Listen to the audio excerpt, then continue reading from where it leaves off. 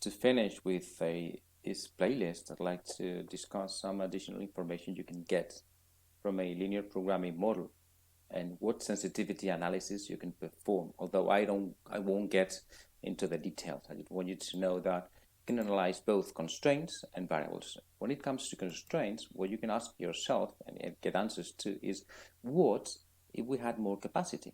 So we've seen, for example, that we weren't using all our capacity for cutting, so probably we're not interested in having more capacity because we'll have more unused capacity. But what happens with the other two resources? What would be the improvement of our solution if we had extra capacity? So what would our benefit be?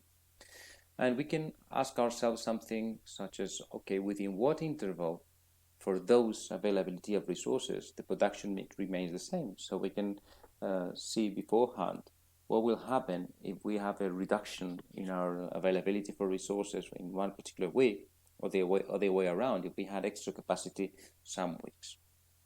And when it comes to variables, we can do something similar. So we can ask ourselves whether it's worth producing a new product or not, or why it is not interesting producing a product that we're not producing right now. In our case, we're producing both pants and shirts, but it could be the case that we're not producing one, and we can ask ourselves what can happen if the margin of the products changed, and see how the mix and the production values would change.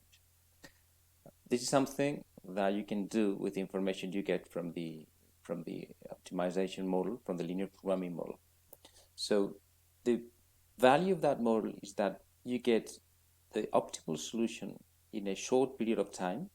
So you know for sure that there is no better option than the one you get from the model, which is something very valuable, because you know for sure that is the right approach, the best you can get.